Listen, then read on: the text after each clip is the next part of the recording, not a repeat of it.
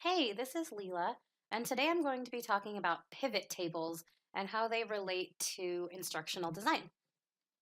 So, if you guys are like me, you are probably starting to look into jobs in the instructional design field, and you're looking at skills, looking at what are the different things that I need to know in order to be an instructional designer. And there's a lot of skills. So, in addition to being able to use programs like Storyline or Captivate, being able to make graphics and being able to create content, curriculum, all those things, there is a lot that you need to know about data. And if you're like me, data may not be your strong suit. Even though I came from the K-12 classroom. I taught middle and high school for 8 years. It's not where I excel at all. So, this is a set of data that I brought up for this project specifically. And you can see that there is just a ton of data here. There's so much here that my computer won't actually load it in real time. It kind of skips down to the next set of rows. So if we go all the way down to the bottom here, you can see that there are 277 lines of data. And if we look at this, there is timestamp information. So when did people submit their answers? We've got ID numbers, module numbers, general feedback. We've got a survey score, and I know you can't read this, but this is actually make this a little bigger. This is just a survey in general in terms of what did the learner think about the module out of five, one being not very high of a opinion and five being excellent. This is how well the learner felt that they did effort-wise out of five. Again, one or zero being the lowest and five being the highest. And this is the actual score from the module that was earned out of five. So this is a lot of data. And if you, let's say you start a new job as an instructional designer and you are designing content for a large company and your boss throws this data at you and says, "All right, summarize it for me." If you're like me, you're probably going to say, "What? What do you mean? I have no idea how to even start to think about going about how I would look at this data." So that's where pivot tables come in. I wasn't aware of pivot tables when I first started this program. I became aware of them at a job interview.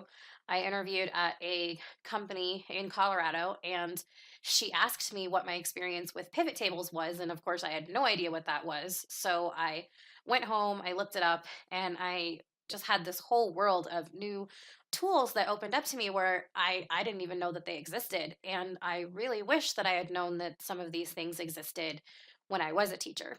So that is what I would like to share with you guys. And I hope that whether you're a student or you're almost done or you're just starting out, this is a tool that you can kind of put in your back pocket to use in data analysis, whether you're an instructional designer, whether you're a teacher, any type of role where you have to look at data. I think this tool would be very useful. So, like I said, this is a ton of data. It's over 200 lines of just numbers. So, the first thing that I'm going to do is I'm going to just highlight the entire thing. And I did that by clicking up in the upper left-hand corner to select everything. And then I'm going to go to Insert.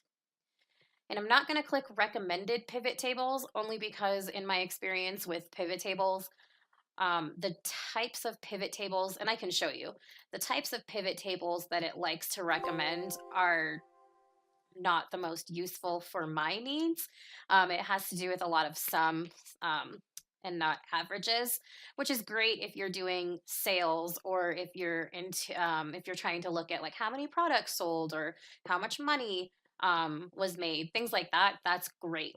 But for the needs of a teacher or the needs of an instructional designer, that type of information is not extremely useful. So we are actually going to click pivot table instead of recommended pivot tables.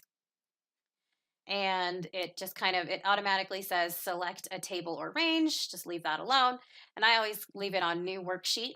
So it'll open up like a new little tab for me. We'll click OK. And it brings you to this blank page. And over here it says to build a report, choose fields from the pivot table field list. And that is over here. So it's taking the information that was pulled from my data charts, and it says we've got the timestamp, we've got the ID numbers, the modules, the feedback, survey results, efforts, self-score, and the score out of 5. So these are just all of the titles that I had on my columns. So for me, I'm thinking as an instructional designer, and I know that as an instructional designer, if I was building modules and sending them out to employees or customers or clients, and I wanted to see the results of those modules, that would be where I would want to start. So I'm going to click module, and there's a couple things I'm going to modify. I don't want this grand total down here, so I'm going to go up to design. I'm going to click grand totals, and I'm going to turn it off. The other thing that I notice is that for some reason it put this blank row in here, which I don't want. I'm just going to click this arrow and I'm going to uncheck blank. But now you can see I've got modules 1 through 10, and now I can start looking through some data. So anytime, as you can see, I clicked out of my pivot table there and my options over here went away. So you can always just click anywhere on your pivot table to bring your options back.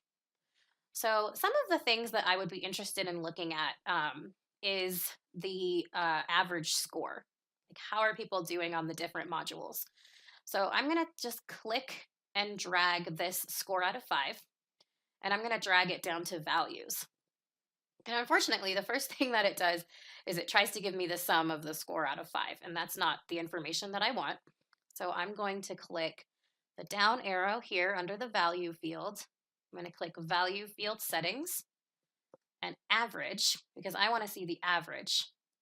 Then I'm going to click number format, number, and I want my decimal places out of 2. Click OK. Click OK again. And now you can see that it's telling me the average score out of 5 for each of my modules. So if we start here with module 1, see the average was 3.07. We can keep going down. Module 2 was 4.75. Module 3 was 1.50. So, that means something's going on with module 3 potentially. We can keep going down the list. Module 9, 4.3 or 4.53, and module 10 with another low average at 1.44. So, that kind of sets off some red flags in my mind.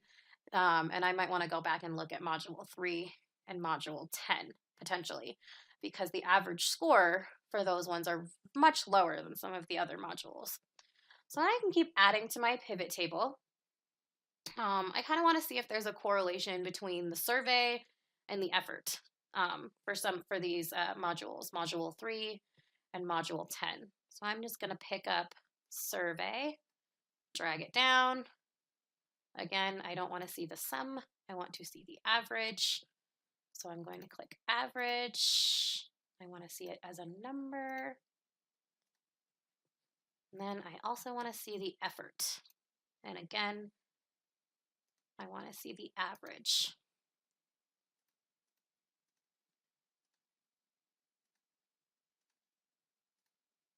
Okay, so let's see if we can see anything interesting. So for module 3, we noticed, okay, so the average score was pretty low. It looks like there was a lot of dissatisfaction as well. It looks like a lot of the learners rated it pretty low. And the same with module 10. So maybe there's something going on with module 10, and I need to go back and look at, maybe I worded something poorly, or maybe something just isn't making sense to where it's not a good module. Something in the module is causing people to not do well. It looks like the average self-scoring is pretty high still, but I think that a lot of people tend to self-score themselves a little bit higher sometimes. So not much of a connection there, but I'm definitely noticing that with modules 3 and modules 10 that there's a big issue. So if you look at this, I just clicked a couple of buttons and it summarized all of that data for me. So if we go back and we look at this giant chart, it would have been very hard for me to see some of those things like the average or recognizing some of those patterns or trends just by looking at these numbers. Making this pivot chart took that data for me and summarized it very quickly. I didn't have to make any charts by hand. I didn't have to use any formulas. I just used the pivot table feature. I am by no means an expert at pivot tables. I'm pretty new at it. This is just something that I wanted to share because I thought it was really cool and I thought that it would definitely be helpful to people in this class and instructional designers in general. So hopefully this is helpful to you. I'm sure that you guys will get going and learn way more than I know at this point. But if you enjoyed this, give me some feedback. Tell me what I could have done differently. Tell me what you liked. Any feedback is welcome and appreciated. So anyway, thank you so much for watching this,